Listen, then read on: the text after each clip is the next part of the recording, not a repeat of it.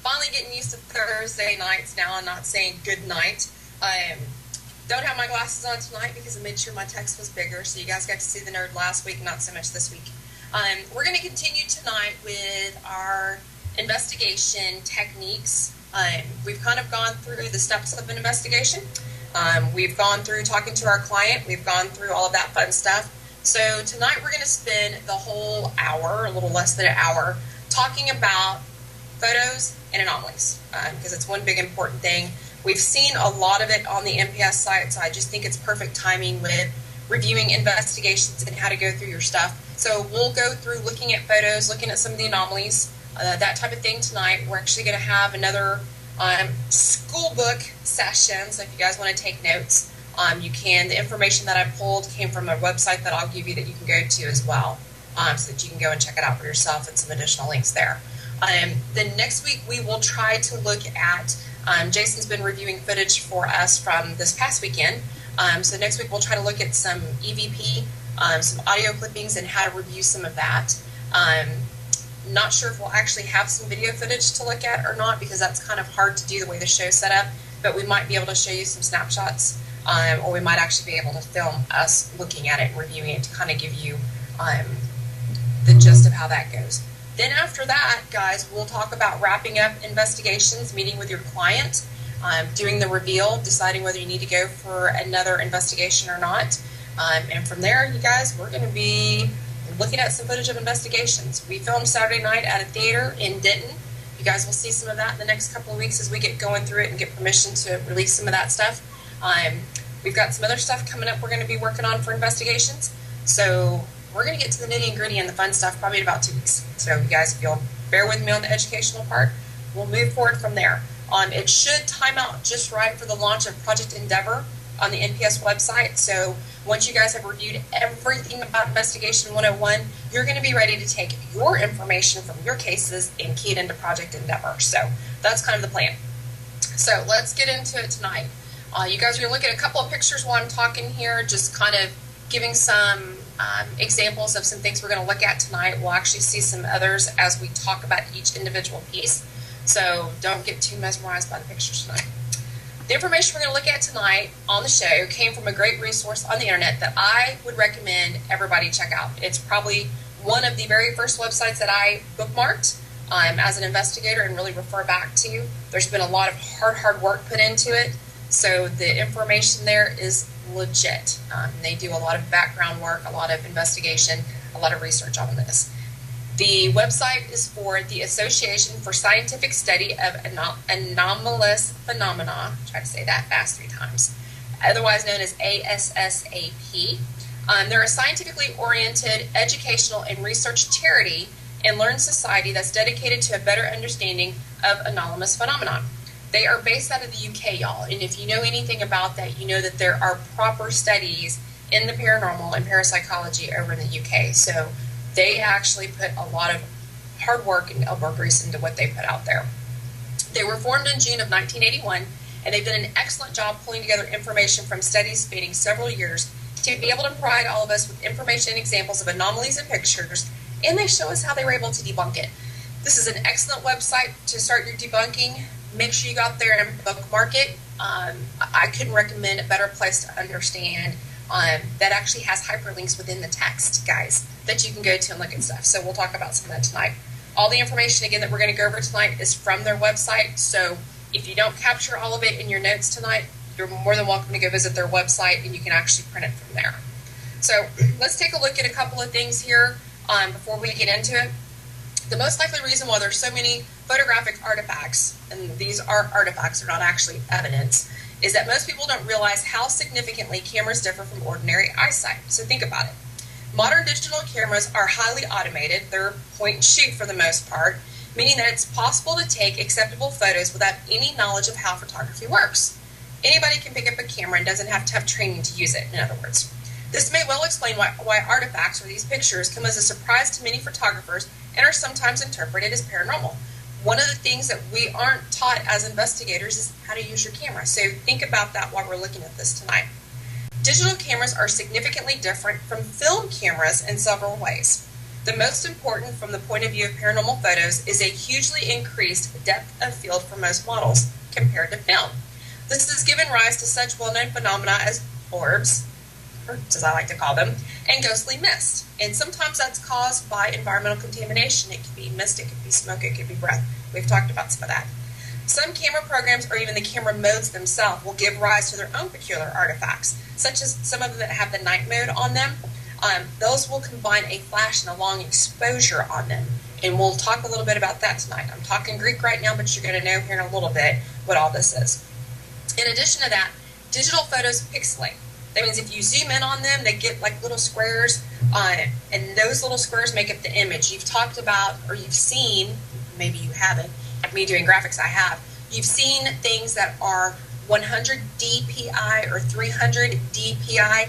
That's dots per inch. That means that there's 300 dots to make that picture, or 150 dots to make that one square for that picture. So if you think about it, when you're enlarging pictures and you're looking at them and they start getting fuzzy, it's because they've got bigger, so it's like 150 dpi versus 300. I hope that makes sense. Because of that pixelation, we start seeing pareidolia. So we start matrixing things and thinking that there's things there that isn't. So really, we have to look at digital versus film. How many of us still use film? Hardly any of us. We all like to use our digital cameras. Now, the most important type of paranormal photo by far is the photograph, the actual picture itself. These are things that look different simply because they are photographs. So we're looking at pictures. What we see and what we photograph as a basic photographer or a basic camera user is the same until you start taking a look at it. But let's say we take a picture of, I don't know, a piece of dust floating around, or a lightning bug, or a gnat, or a fly. When we capture those on our picture, so you're talking about something very small, and again, we're talking about dots per inch on the picture, so something that's very small is going to look a little odd in a picture. That's where we're going to get the orbs, or the flying rods, or sometimes you'll get, I don't know, vortexes and that type of thing. That's why. So you have to understand digital photography to understand what certain things are going to look at, and that's what ASSAP does for us. They actually go out there and capture a lot of this for us. So the camera is not a replica of our human eye, guys. It's just not. It reacts differently to light. If you stare at a constant light source for a long time, for us it remains the same brightness. But if we take a photo of that same light with a camera, the longer the exposure on the camera, the brighter the source is going to look. That's just naturally. It's just how it works. We're humans, and we're using a machine or technology to take a picture. It's formulated a little different. So there's a chart on their website that you guys need to take a look at. It actually shows you what the situation is, looking at the bright light. It tells you how we see it, remains the same brightness, and it tells you how the digital camera sees it. It looks brighter with a longer exposure. The same thing can happen with focus, a moving object, an object not seen well, bright objects, dark objects, peripheral view of scene, distinguishing similar shades, and everyday scenes. So let's talk about, like a fast moving object. Situation is we're watching, I don't know, racing. We're watching cars go by really fast. Well, when we see them as they're going by, it's kind of blurred. You can't make out the number of the car maybe, or some sponsorship detailing on the car, something like that. The digital camera, think about it. If you're not setting your f-stop, your aperture, or your shutter speed correctly so that it knows it's collecting motion, it's going to be extremely blurred. This holds true for any investigation we're on too, okay? So we got to think about that. That's why we talk about the 1, 2, 3 rule of pictures and taking 3 pictures in a row, okay? So you guys think about that when you're taking pictures. Now, let's go ahead and let's get into some nitty-gritty here. We're going to talk about out of focus first and depth of field. And you guys are going to see a picture in front of you. And this is probably a perfect example to show you kind of what we're talking about. There's 2 important concepts that divide how focus works. First, there's a depth of field. So what's going to be closer to the camera and closer to you, and what's going to be further away. The space in front of the camera is where the objects are in focus. Well, duh. The field in between, the field that's just a little bit in between, that's where objects are in focus. Okay, so if you're looking kind of at the depth of field here, if they're too close to the camera, it's not going to focus on it. If it's within that medium area there where the moth is, it's going to be in focus. And if it's further behind that, it's going to be too far for it to focus. So the depth of field of the camera, the actual camera, is not as good as that of the naked eye. So that means we can make out the tree branches better than the camera can, because the camera's trying to focus on something in front of it. And it's not necessarily directly in front of it, but in front of it. Plus, our eyes will change because we're focusing as we're turning our heads, where the camera needs a minute, especially if you're on autofocus, guys. The camera needs a minute. So we have to keep that in mind when we're taking pictures. You're taking pictures on your investigation of your client's site. You're in a building. It may or may not get the stuff that's further in the room. That's why you do the 1, 2, 3 shots in the entire room going around, okay? Now, depth of field can be calculated after the photo's been taken using EXIF information. We talked about EXIF. You can do those calculations online as well. You can key in the information. There's a website called DvesvesSmaster.com. Again, D as in dog, ofmaster.com. You can put your information in there and it will actually tell you the depth of field, okay? That can be useful if there's a dispute whether it was too close or too far away. So you guys can kind of take that an extra step for debunking. Now, you actually have to know how objects go out of focus in a photograph as well. This is going to help you in debunking. They don't just go blurry. They split into many tiny circles of light, each highlight on the original object. Those circles of confusion are often visible on the TV programs filmed outside at night in the background, and we've seen this. Those circles of confusion are what forms orbs. Guys, we know about this. We know about dust. We know what orbs look like. We know what the dorbs look like. Now you understand why. It's the focus of the camera, okay? So let's talk about orbs again, because they're, our favorite subject, because they're always captured. Now, most of the time on photographs, especially with digital photography, because that's when they started, you're going to catch orbs, or these little white balls of light, or these little spiderweb looking circles, or these circles that you think have faces in them but don't. Now, I've done some research, and actually the pollen particles outside, when you're capturing these orbs, they are the ones that have the little spider webs or the fake faces in them. Those are the ones from pollen particles. Dust particles seem to reflect a little bit more and are a little more solid, okay? So keep that in mind. If you're outside, you're probably going to have more that have the spider webs in them. And if you're inside, you're probably going to have more that are a little more solid and a little brighter. Orbs are actually out of focus bits of dust, insects, water droplets. Remember, we've talked about moisture orbs that are caught in the flash of the camera. Flash goes off, they kind of get caught in that, okay? The very high proportion probably reflects both the popularity and the relative novelty of orbs. People are discovering orbs all the time and turn to paranormal research societies for help. What's the biggest thing we get, guys, when we talk to our clients? Hey, I got an orb. Hey, I caught an orb, right? Well, thanks to the digital camera, that's how they came about and got so popular. Excuse me. A lot of it's going to be your dust and your bugs. Now, they can have a coloring difference, and that usually comes in when it's moisture orbs. So, guys, take a look at that, too. There's been a couple of posts on the page of rain and snow, and if you'll notice, they kind of have like a bluish or a green tint to them. Color orbs are because of the moisture, okay? So you're going to know white ones are usually going to be your dust and pollen, and your color ones are usually going to be moisture. And that orb that they caught on there is probably something similar to what we usually see on NPS coming in. Now, vortexes, ghostly mist, and strange objects. This that we see right here looks a little funny, doesn't it? Some of us that have looked at our pictures for a while and know what to look at know that that's not a vortex and that's not anything strange. It's probably just a cord. So any object other than bits of dust or insects will also appear out of focus. Only makes sense. A lot of times it's your camera strap, especially people that are using point and shoot, not using DSLRs, because they have the little cord that goes on the corner of the camera that goes on your wrist, okay? So most of those are ribbed and they're going to give off something kind of funky looking. Sometimes it's a strand of hair. Sometimes it could be, if you're wearing long sleeves, it could be a thread off of your sleeve. Now, if it's strongly illuminated by the flash, it can give a vortex appearance. That's probably where we're seeing a lot of the vortex ghosts coming along. There's little to no evidence to a vortex ghost, so where it came from, who knows. What we're looking at right here is actually a camera strap that's out of focus.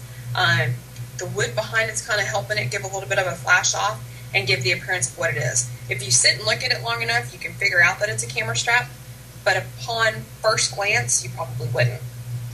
Something else that we see a lot as a result of things being out of focus is mist. It looks odd because it's out of focus and strongly illuminated by the camera flash. Ordinary mist can be photographed, but a more common source of such spooky mist is the photographer's breath, or that of others nearby, caught against a dark background on a cold night. Smoke from a cigarette can also cause the effect. We've seen that. Due to the intensity of camera flash, mist may appear on photographs that are not even visible at the time of exposure to the witnesses present. Such mist are frequently interpreted as ghosts, despite the fact that apparitions are not reported to look misty. That probably comes from watching it out of Hollywood and watching movies and so forth. So remember, when you're taking your pictures and you're outside and you're in the environment, to hold your breath when you're pressing the camera shutter, okay? Other objects can also appear to be out of focus, and we'll look at some of that stuff. But if it's out of focus and it's blurry, guys, it's not any good. Don't send it to us. Don't ask us to look at it. None of that, because if it's blurry, we can't do anything with it. I mean, what do you want us? What do you want us to do? Tell you that it's blurry? I mean, we just reviewed the dots per inch in a picture and how that works, how pixelation works. So if it's out of focus and it's blurry, don't even think about it being something that's valid. Long exposure will also cause some things to happen with the camera, and that's, based on the settings. And you would have to know a little bit more about your camera.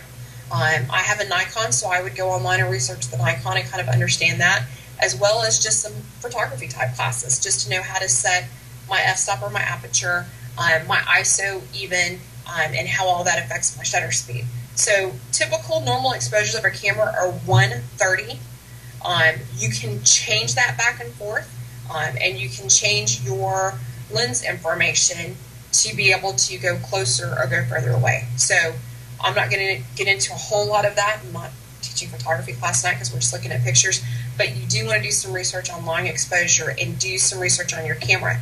If you have a point-and-shoot camera, just the little digital camera you can get at Walmart, you're not going to be able to adjust a lot of stuff on that. You're not going to be able to adjust your ISO, your f-stop, or your aperture because you're using just a point-and-shoot camera.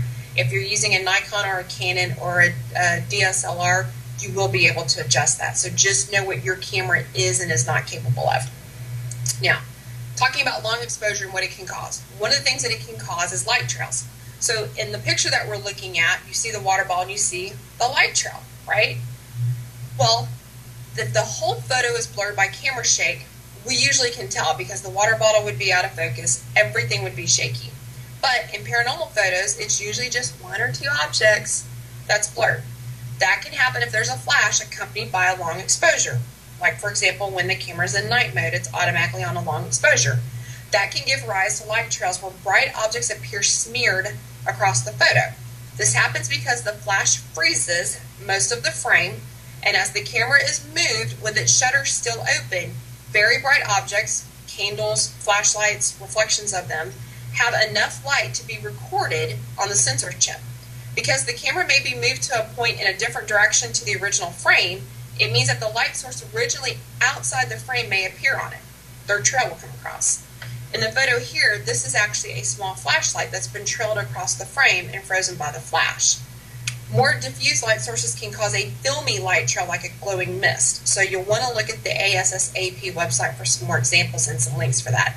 But that's pretty much why you get the little, light trail or the little glow trail there. The next thing caused by long exposure is something that we love, ghosts. So you're looking at a picture of a bunch of what appears to be wine barrels. And if you look in the left-hand corner, there's a quote-unquote ghost present there. Well, if an object is present for only a part of the time during a long exposure, or if the camera points in a different direction for part of the time, you can get these ghostly transparent objects or figures in a photo.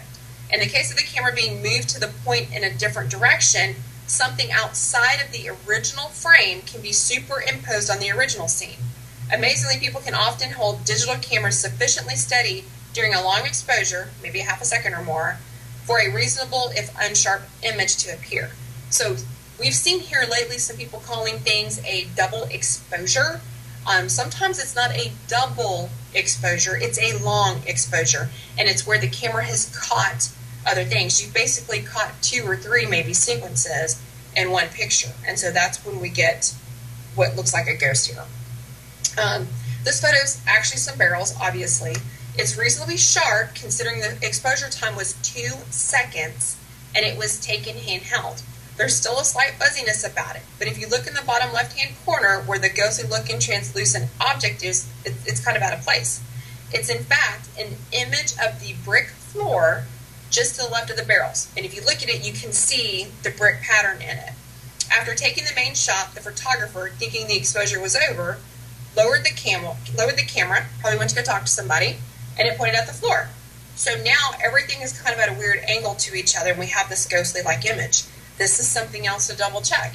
If you know how your camera works, you know to hold it just a little bit longer for it to finish opening and shutting the shutter.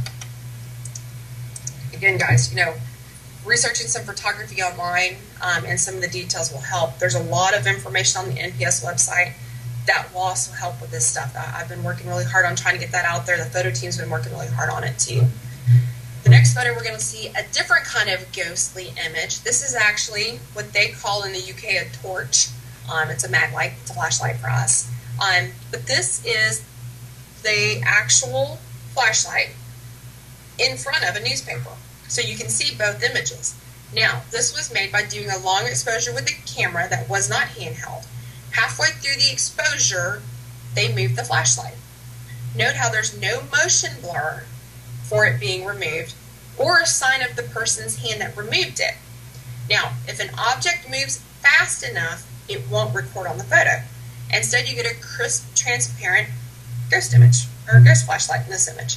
So this one was one that was planned out. They might have used a tripod to keep it still, and they probably had the flashlight being held up there. They had it at the edge of a table where they could remove it real quick to make this happen. Now, knowing this, you can see how some people might fake these kind of pictures too. Yes, it happens by accident. We actually had one a couple of weeks ago taken in Walmart that this same type of thing happened. Person was taking a picture of their kid sitting on a toy. Another person walks in the background, notices they're taking a picture, walks back out. Well, we don't see the motion blur from them coming in and out. We see their image and we see them gone. That's why the camera was on a long exposure, so it's capturing everything. Think about how the camera works to be able to explain your pictures. The next thing we want to look at with long exposure is flying rods. And this kind of looks like a pretty cool picture. It almost looks like a centipede flying with its legs out there. But when you take a photograph of a fast-moving object, it's going to be blurred and it's going to look strange unless you've got it set for an action mode. Even though the shutter speed is fast enough to freeze the background, which isn't moving, if you take a photo of an insect with a shutter speed of around 150, you're going to get a flying rod, which is what we're looking at. This is a flying insect. And this is actually one insect with the whole strand coming out. So you're seeing the insect from the time that it came up to the top left corner to the time it came down to the right, and you can see its wings. This isn't a long centipede-looking insect. This is just an insect with 2 wings that they have caught on the long exposure. So to appear as the rod, it's going to have to be in focus and large enough to be obvious in the photo. And it says that these conditions rarely occur, which is why flying rods are quite rare in still photographs. They still will happen, okay? This can be anything from a bug to a tree branch to, anything that's got something that looks like appendages or wings. So that's kind of what we're looking at here is one single flying insect that looks like a centipede. So I thought that was kind of cool. Another thing that can happen with long exposures, we're going to start seeing faces, figures, and objects that aren't there. A little bit of pareidolia. So when you take the photograph with a long exposure, objects will become blurred due to camera shake. That can cause other objects in the picture to blur on top of each other, which can give you the appearance of something completely new in the picture that's not actually in there. So if we look at these two pictures side by side, obviously one's more blurred and one's more in focus, so you can see the difference. Now, if you look at the one that's blurred, you might start making out some ghostly faces in that. Well, that's because of the long exposure and things getting blurred together. Now, if you look at it on the right, you see that it's clearer. So you can tell a difference between the two, and that's why it's so important to know the settings on your camera and how it works. Even for point and shoot, you want to know how long do I need to hold my camera for it to finish its exposure. Okay, so that's where it becomes very, very important. And I see you guys in the chat room, so if you have any questions, pop them up as I'm going through here. Okay, so that's it for long exposure, and that explains a lot. Now, let's go and look at reflections. We know about reflections. We've seen these, and you've been told not to do this, but if you're taking a picture through glass, like sometimes we see on the NPS website, people at museums taking pictures through a reflective surface through the glass, or if you're in your car and you want to take a picture, something along those lines.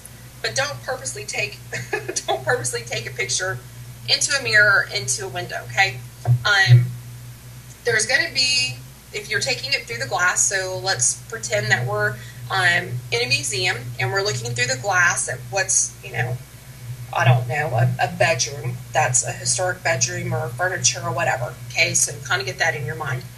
We're looking at it, we're going to take a picture of it. Okay, there's going to be a little bit of a lack in sharpness because of the camera trying to adjust for that, but for the most part it's going to look pretty normal. However, and we've seen this happen recently, there may be something that's reflected in the glass that will appear as translucent or transparent. And sometimes it could be, if you're standing in a museum situation, something from the wall behind you. It could be somebody, another observer that's standing behind you, and so now you've got a picture of a person reflecting and you think it's a ghost. It's because of the reflection. Now, what you're looking at here with this picture is something that was taken through a window. They're calling these UFOs. It's really not a UFO. This is actually the reflection of some lights that are inside the room behind the photographer. So think about it. The light's trying to go through the window and it's capturing what's behind it. Okay, so keep that in mind. It can happen with a person. It can happen with a light. It can happen with anything that's reflected in that glass. So think about that when you're taking pictures through the glass. Also, if your flash is used and there's any glass in front of it, it's going to show up as a patch of white light. You guys have probably seen this on some things that you've taken pictures of, especially if you're hanging out the car and you're taking pictures and it comes off the mirror, you're going to see that white light. Some people will actually say it's paranormal. It's not. It's just a reflection. Sometimes the light can actually reflect inside the structure of the camera, and then you get what's called lens flare. And you guys, we've seen lens flare. So that can be anything from circles to areas of misty light to different colors to different shapes. Anything along those lines would be lens flare, and that's how that happens, okay? I didn't have any really good pictures of lens flare, but you guys know what it is, you've seen it, and you know what it is. Now, let's talk a little bit about, and I don't have pictures for these, but let's talk a little bit about resolution and perspective. Now, when we look outside and we are on an investigation, we see a continuous picture. There's no shutting down, no flashing, no adjusting, well, unless you have to wear glasses, but, for the most part, you see a continuous picture. There's no gaps, there's no edges, everything will appear solid. Everything, for the most part, will be in focus. Now, if you zoom in a digital photo in the software, that's when you get to a point where it pixelates. Remember, we talked about dots per inch. It will split up into rectangular blocks, and all of those blocks make that one picture. That represents the limit of the resolution of the photo. So if you have lots of dots, so the bigger the number, the better and the clearer of a picture you're going to have. The fewer dots you have, like 72 DPI or 70 DPI, it's going to be a crap picture. Okay, so keep that in mind. People will also report seeing faces or figures in objects that weren't in the original photo in the detail of a photo. That's because of these little dots and these little squares, okay? If you have a poorly pixelated picture, it's going to present poor evidence, okay? It's just going to happen. You can see strange shapes because of this. And you can see kind of different colors start to form that weren't originally there. The simple rule is, if you can see individual pictures, and we've seen them on the MPS site, you're beyond the resolution of the photo. If you aren't seeing something that was really there, you're seeing a random shape caused by these rectangles. So again, go back to your camera, know what the settings are, know how you're capturing that picture. DSLR, we can set our cameras on what resolution we want that picture to come in. And yes, guys, if you're using an SD card, it's going to take more space to have a better picture. But would you rather have a better picture or a poorly pixelated picture that when you put it on MPS, we're going to be like, we can't really make it out because it's poorly pixelated? I think I'm going to want a little more room, and I'm going to buy a bigger SD card, okay? It's also hard to, in photos, and we've seen this as well, somebody takes a picture in the cemetery, it's hard to judge the size of a headstone or the distance of the headstone from the camera, from other headstones, from the person that was taking the picture, etc. That's perspective. That can also lead to misidentification of objects for obvious reasons. We had a picture last night and it's set in a graveyard, and of course it was a poor picture, poor lighting, poorly pixelated, but nobody could tell the distance between the headstones. Well, that's important. That right there can give you misinterpretation. It could be on lens flare on top of that. It could be all sorts of stuff on top of it, and all that together, that's a really bad picture, guys. So higher DPI, higher resolution will get you a better picture, so that when you do go and you zoom in on it, or let's say you do have something you want us to look at, when you crop that picture, it's still big, it's not little. If you guys see the thumbnails that are being posted on MPS, when we ask people to, post the original, that's why it's a poorly pixelated picture, because when they posted it, it was little, it wasn't big. Okay, so keep that in mind. Low lighting, guys, low lighting. Low lighting is when you've got your camera, it's probably getting close to sundown and you're taking some pictures, okay?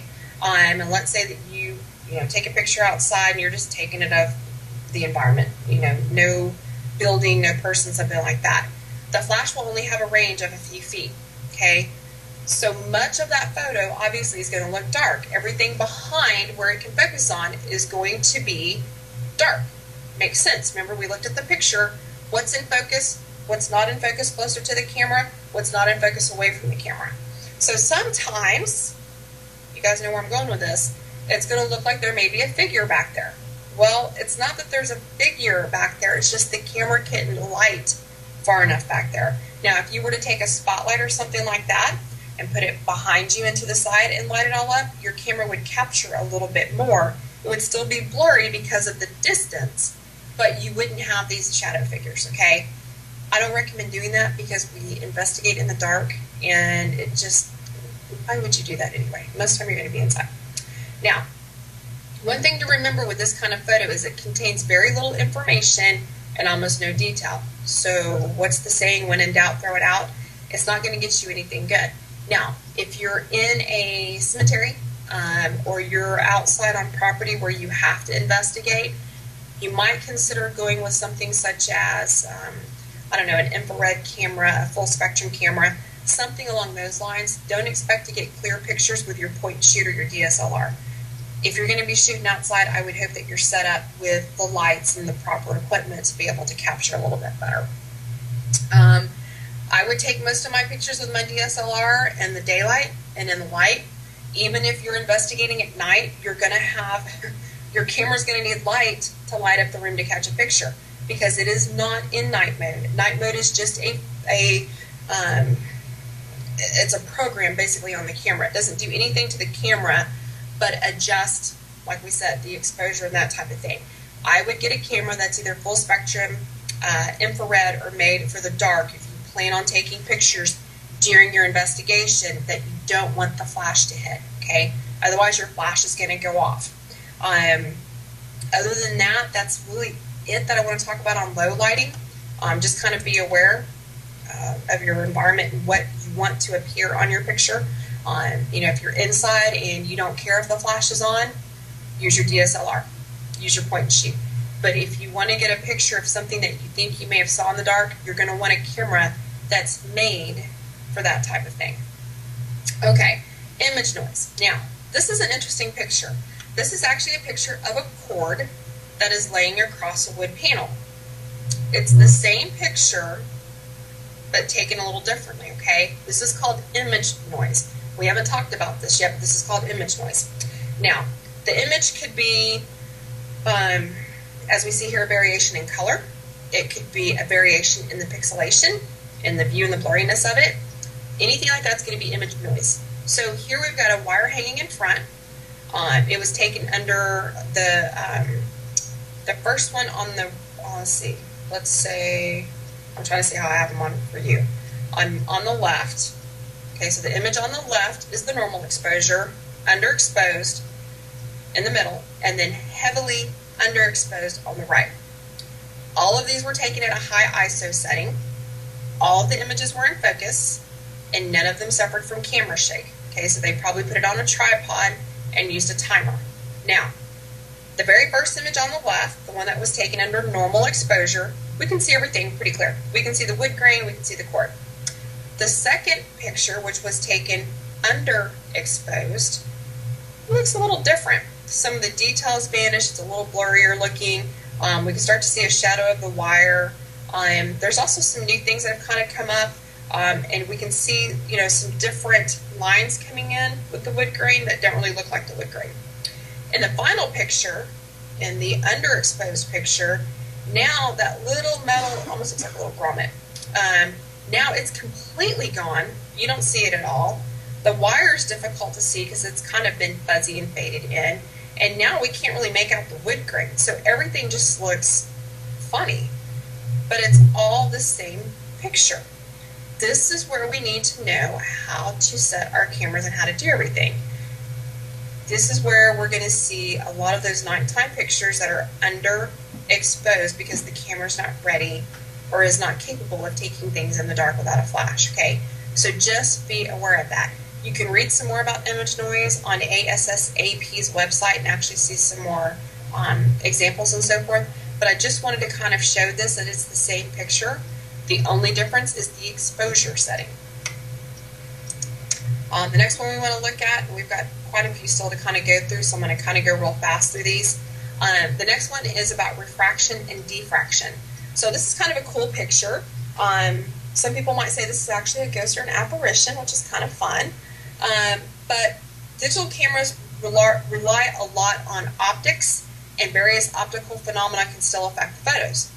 Water drops on the lens of your camera will produce a distorted image. That's just a given. That's because the thin layer of water is acting like a mini lens, and you know how water is.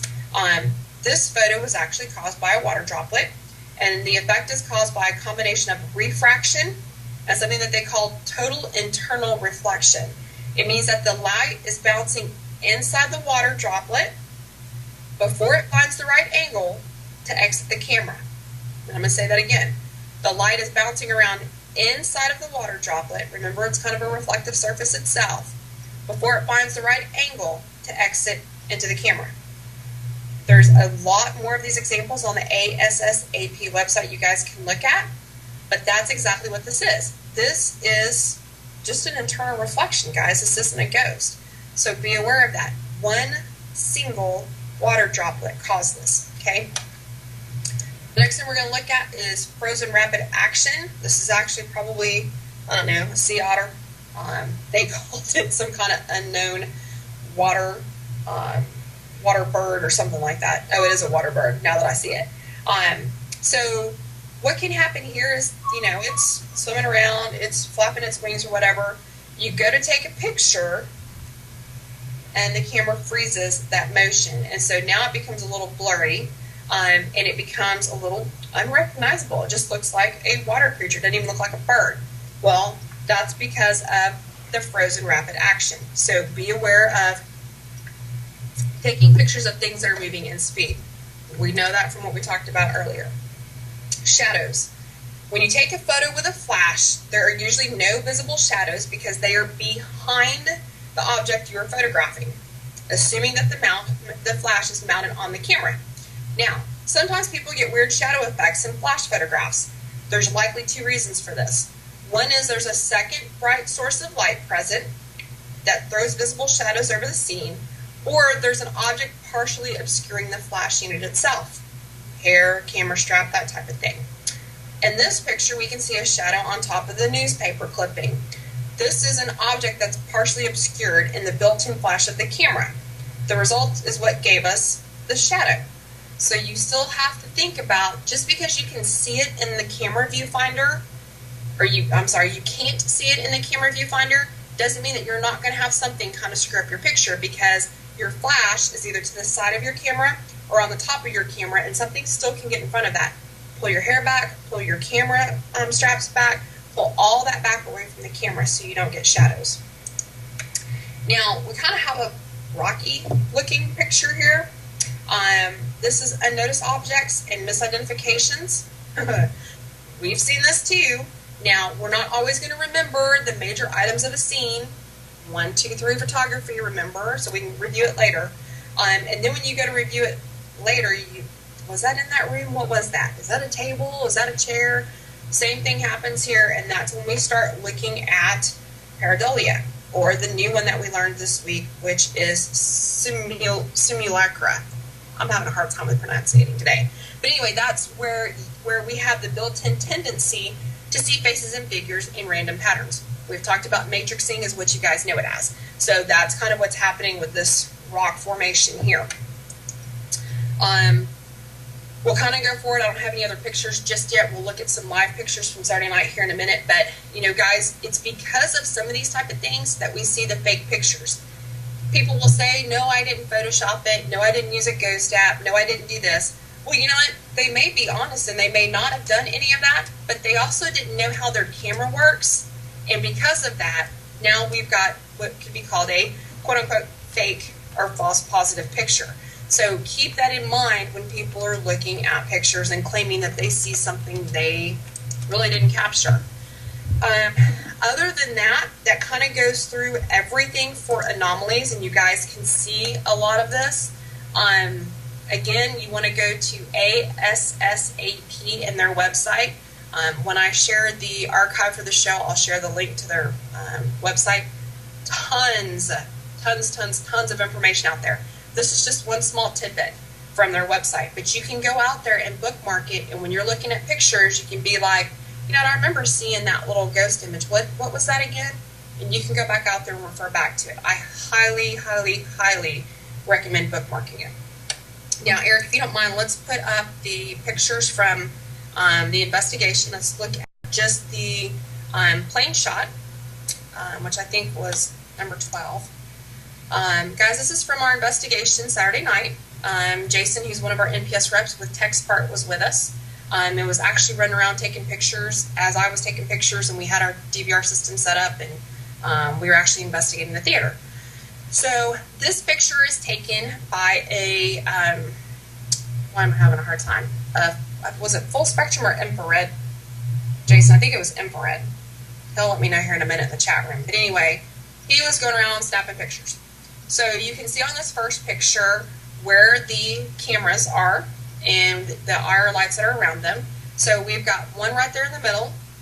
We've got one up in the top left-hand corner. And then you can see some lens flare and some fun stuff coming off of it. So if we go to the next picture, you can see I have circled these areas and what they're coming from. So we've got a camera up in the top left. We've got a camera in the middle. They're coming forward. And the camera, it was IR. Thanks, Jason. Jason's IR camera, they're all meeting in the middle. Well, at some point when they're capturing, they're going to lens flare off of each other. And that's where we get that cute little UFO disc in the middle. But then if you also look to the left and right, we've got lines up and down from the other IR lights, okay? That's how that happens. It's not paranormal, it's just the way that the camera captured it. Now, let's look at the next picture. We see a shadow figure. I don't know how well you guys can see this, but on the right-hand side of the picture, above the back of the chairs, there's a shadow figure. If you guys can see that, we kind of laughed about it. Because in the next picture, you'll see Jason was kind of doing successive pictures. Remember, we talked about 1, 2, 3 and covering the room. You can see a picture of me with my camera taking pictures. And when Jason went to go take that picture with his camera, It emitted a light. We've got the other IR lights going. So now there's a shadow of me on the wall. Yes, that is a shadow person, but it's not a ghost. It's my shadow. It's my shadow of me taking the picture, and you can see that. And if you know to look at that picture and ask the question, who was investigating with you? What's to the right? Well, Jason did exactly what he was supposed to.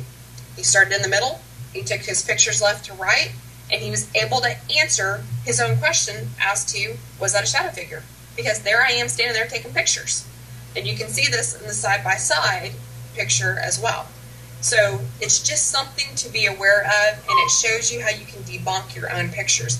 If you know how the camera shoots and how the lights go, you're going to be able to say, yeah, you know what that is? Yep, that was lens flare. Yep, I got a shadow because my partner was over there investigating, taking pictures. You're going to be able to explain it a lot better, and it's going to be a little more productive for your investigation because you're not going to be showing pictures that aren't what they are. Yeah, we caught a shadow figure, but it's really not a shadow figure. Now, Eric, do you have that last picture of Jason? I have the last picture, the lady standing in an aisle taking a picture. No, keep going. That was me. Keep going. There's a picture of Jason and Kyle. No, I don't have that one. Okay. I'll show this one later. We might pull it for the next show because I want you guys to see it. Jason was actually investigating with Kyle, and I think Aaron, and I can't remember if Zach was with him as well. I think Zach actually was with him because Zach was taking the picture. And there's this picture, and Zach knows to take successive pictures. There was another picture after it that was kind of a cool effect because it looked like Jason had become a ghost, and it looked like Kyle had become a ghost. And so I wanted you guys to see that. So we'll pick up next week. And I'll show you those pictures from the investigation so you can see some kind of hands-on investigation pictures. It's easy for me to sit here and show you examples of stuff from the website.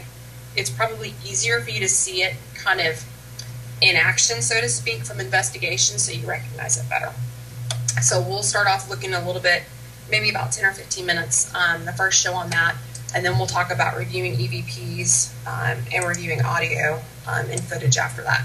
And then I think we're going to be ready to kick it into gear on investigations. So we got a few minutes left on the show. I went through everything really fast. Again, I'll post the link where you guys can see this on ASSAP's website. They've got information out there on UFOs, photography, investigating. I mean, lots and lots and lots of good stuff. They're a charitable organization. They are funded by donations. They do a lot of awesome stuff. If you're in the UK, you can become a member and actually receive their hard copy newsletter. If you're here in the States, you can go online and become a member as well. And then you will get the electronic version of their newsletters and kind of get on their membership list for that. So it's just something really cool as investigators for us to look at and actually have some resources. So let's go ahead and let's get through sponsors, and then I've got an event I want to kind of push to at the end of that. So let's give a shout out to Paranologies, to Jeremy. I was actually on his website today making a wish list of stuff that we want to get added to the team or try out on investigations. So coming up through the next couple of weeks as we investigate, we're going to try to highlight one piece of Paranologies equipment for you guys to see and see how it works.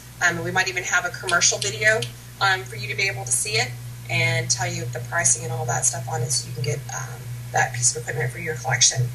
We want to say thanks to Scott Frederick and his photography and letting us use his awesome urban type photography for not only DNS but for NPS as well. We want to give a shout out to Blessed Bee. I saw some really cool stuff being shared today on Facebook. That makes me think that I need to go shopping on there some more and get some more crystals because you can never have enough. But I did see a crystal wand today that I kind of liked. And then we want to give a shout out to Front Range Ghost Shop. If you need equipment, you need some fun stuff, go out there and check those guys out. Tell them the crew sent you. They've got some really good deals going on right now, so check that out. Now, if you're local here in the Metroplex or you're within driving distance to the Metroplex, there is going to be an event coming up a month well, a month from today, but on Saturday. So it's July 26th. And it's going to happen in McKinney, Texas. It's a dinner and ghost hunt with Tex Part. They are going to be meeting up at the Pantry restaurant off Louisiana Street in McKinney. And dinner's not included in the $20 price per person, but you can meet up, have dinner, talk with the team, kind of get their perspective on some things. And then afterwards, we're going to be investigating the pantry and also doing a ghost walk. So they're going to split the people up into two groups. One group's going to go on the ghost walk, one group's going to actually investigate, and then we're going to swap. This is going to be from 6:30 to 10 o'clock that they're going to be doing that. So it looks like dinner from 6:30 to 7:45, and then at 8 o'clock they're going to do the ghost hunt and the walk. They're going to divide up into two groups of 6, so there's only 12 spots open. So if you want to go, you need to get onto their meetup group. There should be a link on the page for you guys to type that up. DNS, we will be there July 26th, hanging out with Tex Part. So if you want to come out and meet with us, you can. Jason is also a part of Tex Part, so you're going to have 2 NPS reps there. Selena would be there, but I think she's got plans that weekend, but you'll have at least 2 of us from NPS out there. We're actually going to be filming a little bit for the show that night too. So if you guys want to come out and say hello, you guys can come out and say hello. Again, it's $20 a person, July 26th.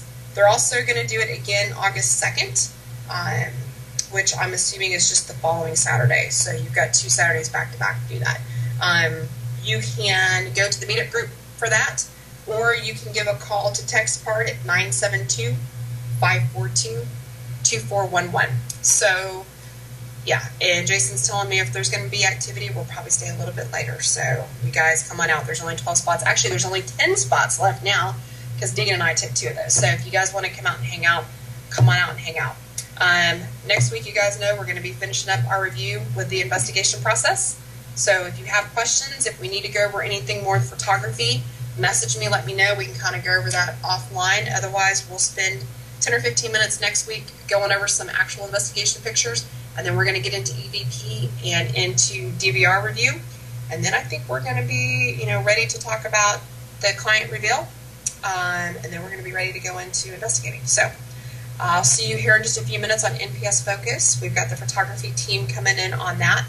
So we're going to be talking more photography. So until next week, I will see you soon. Have a great weekend.